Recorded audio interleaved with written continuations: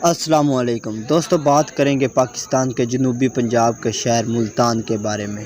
یہ شہر جنوبی پنجاب میں دریائے چناب کے کنارے آباد ہے۔ آبادی کے لحاظ سے پاکستان کا 5واں بڑا شہر ہے۔ یہ ضلع ملتان اور تحصیل ملتان کا صدر مقام بھی ہے۔ بقیہ تحصیلوں میں تحصیل صدر، تحصیل شجاع آباد اور تحصیل جلال پورہ شامل ہیں۔ دوستو، ملتان کو ملتان ہی کیوں کہا جاتا ہے؟ ایک قوم جس کا نام مالی تھا یہاں آ کر آباد ہوئی، اور سنسکرت میں آباد ہونے کو استان کہتے ہیں۔ اس کا نام مالی استان پڑ گیا، جو کہ بعد میں مالی تان بن گیا، پھر وقت کے ساتھ ساتھ مالی تان، مولا تان اور اب ملتان کہلانے لگا۔ ملتان کی تاریخ میں قلعہ ملتان کی بہت اہمیت حاصل ہے۔ ملتان کی تاریخ بہت پرانی ہے۔ اس کا شمار دنیا کے قدیم ترین شہروں میں ہوتا ہے۔ بہت سے شہر آباد ہوئے مگر گردش ایام کا شکار ہو کر صفحہ ہستی سے مٹ گئے، لیکن شہر ملتان ہزاروں سال پہلے بھی زندہ تھا اور آج بھی زندہ ہے۔ ملتان کو صفحہ ہستی سے ختم کرنے کی کوشش کرنے والے سینکڑوں حملہ آور خود نیست و نابود ہو گئے۔ آج ان کا کوئی نام لیوا نہیں، مگر ملتان آج بھی اپنے پورے تقدس کے ساتھ زندہ ہے۔ دریائے راوی ملتان کے قدیم قلعے کے ساتھ بہتا تھا اور اسے بندرگاہ کی حیثیت حاصل تھی۔ کشتیوں کے ذریعے صرف سکھر بکھر ہی نہیں، منصورہ، عراق، ایران، مصر، کابل، دلی اور دکن تک کی تجارت ہوتی۔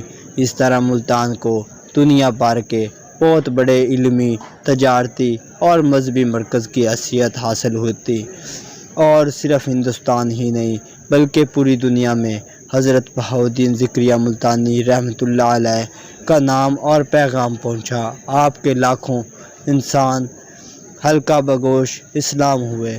آپ نے لوگوں کے دلوں میں اس طرح گھر بنا ڈالا کہ 8 صدیاں گزرنے کے باوجود آج بھی لاکھوں لوگ ننگے پاؤں اور سر کے بل چل کر آپ کے آستانے پر حاضری دیتے ہیں۔ قلعہ ملتان کتنا قدیم ہے؟ اس کے بارے میں کہا جاتا ہے کہ یہ 5000 سال پرانا ہے، لیکن ہو سکتا ہے کہ یہ اس سے بھی قدیم ہو۔ اس بات پر تمام مورخین کا اتفاق ہے کہ ملتان اور قلعہ ملتان کا وجود قبل از مسیح کے دور سے پہلے کا ہے۔ قابل افسوس امر کی بات یہ ہے کہ حملہ آوروں نے ہمیشہ اس قلعے کو نشانہ بنایا اور اسے فتح کرنے کے بعد خوب لوٹ مار کی، مگر اسے بحال کرنے کی صورت پیدا نہ ہو سکی۔ 1200 قبل مسیح میں اسے تباہ کیا گیا۔ 325 قبل مسیح میں سکندر اعظم نے اس پر چڑھائی کی۔ پھر عرب، افغان، سکھ اور انگریز حملہ آوروں نے قدیم قلعہ ملتان کو برباد کرنے کی کوئی کسر نہ چھوڑی۔ ایک وقت ایسا تھا جب یہ سلطنت سمندر تک پھیلی ہوئی تھی۔ ابروس البلد لاہور کا ایک مضافاتی علاقہ ہوتا تھا۔